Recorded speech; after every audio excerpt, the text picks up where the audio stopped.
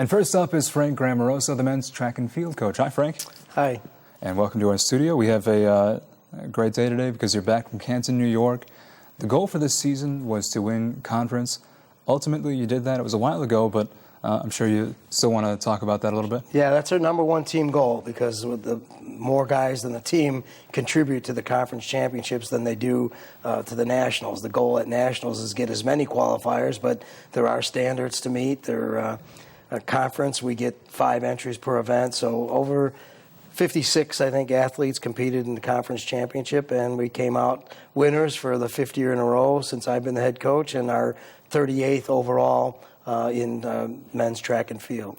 But something more recent will be easy to remember because you just came back from Canton, New York. 7th place finish, ultimately a very successful weekend in Canton. What was the game plan going in, and do you think you successfully executed it? Yes, we want to get as many qualifiers as we can, and we had 11 qualifiers, and there's always going to be some ups and downs in the national championships. It is the nationals, and anytime you're in the top 10, I think it's a great performance, and if you can score in the 30s, you're going to come home with a trophy. So we were 8 or 9 points short of that, and we just got to build for the future. Well, how about Travis Morrison on double duty? He gets 6th in the 10K, which was outstanding in its own right. But then he has to shift over to the 5K, where he finishes 16th on day 3. It's always tough because as a distance runner, you have to find that extra gear. When you run a 10K and then suddenly you have to go into a 5K, I'm sure it's hard to find the extra gear at the end. Yeah, for a lot of events, trying to double back 1 or 2 days in a row gets tough because most of our meets are one-day meets and you don't have to double back. And he did an outstanding job, being the national champion indoors and then trying to get to the outdoor season and double the distance, the 10K. And he's been at nationals before, outdoors, and not with great success. So, he really came through personally and for the team to get in there at 6th place, score some points, and then try to rest up for Friday, which was brutal. So at some point, whether it's fast or slow, there's going to be a big gap, and if you can't make that break and get yourself up in there, it's a struggle. And he fought hard, and then just lost a little bit at the end to trying to. The guys who were a lot fresher, went after it. And I think he was ranked 15th going into the 5K, so we knew there wasn't a great chance for him there, but he went after it. Well, Megan Costanzo for the women's team had to do the same thing. Honestly, I don't even know how you can prepare for that. No running in the world could really get you ready to run that much.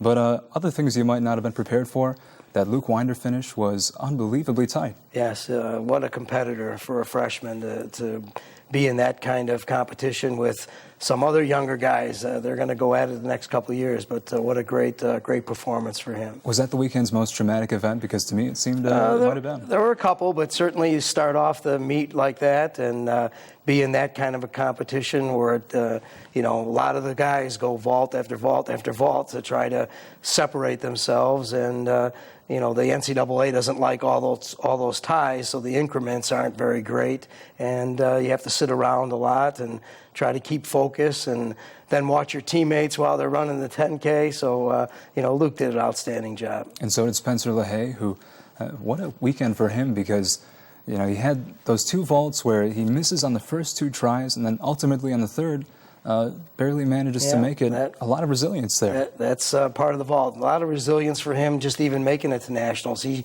struggled early outdoors. He didn't even compete in the conference championship where he placed indoors and placed last year, but other guys were jumping a little bit better outdoors, so Coach Winder made a decision to keep him out. And then that's an outdoor PR for him, because to qualify at 16 feet because of the rain at the last chance meet, that was really an indoor vault. But he went first-time nationals and made 2 heights, and we're really proud of his experience and his performance. The true surprise of the weekend had to come in the high jump. Femi Oyewale ranked 20th going into it, but ultimately he finds a way to clear 2 vaults, 2 jumps, finishes 10th overall. The high jump is a very wonky competition. You never know what you're going to get from the top-ranked guy, barely even cleared one, and the 19th-ranked guy finished third. It was a crazy event. Yeah, it's any vertical jump is tough, and certainly weather conditions change things, and you just have to have a frame of mind to go in and compete, and that's what he did. I mean, he cleared 2 meters or more almost every meet, but there was a strong wind, I think, as he made his J. It was hitting him in the face, but he competed. I know he's disappointed, but that's the up and downs of track and field, and we try to build those characteristics as you face the ups and downs in life. Well, how about we break down Aaron Sabat's 1500? Finishes it in 3 minutes, 51.51 seconds. Fourth place in the final, seventh in the prelim.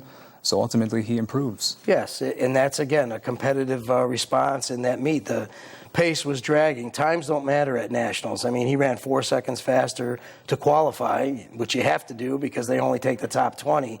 But he stuck his nose in there, competed. I think he got himself in some trouble and being boxed in a little bit, but he finally was able to break through because everybody at nationals is strong and everybody is fast, and he stuck his nose in there and really competed and found an opening down the home stretch to sneak up in there for a fourth place when he came in to meet ranked fifth. And finally, let's get your overall feelings on how 2015 went. The sad thing is you're losing Derek Nelson, Coach Tom Roderick on the way out too, but ultimately, what are your thoughts on the way things transpired this year? Well, again, Derek was ranked, I believe, 18th, and he got 15th. Zion Mason, another hurdler, was ranked 20th, and he got 15th also. And, again, it's just an honor for all 11 guys to be at the national championships.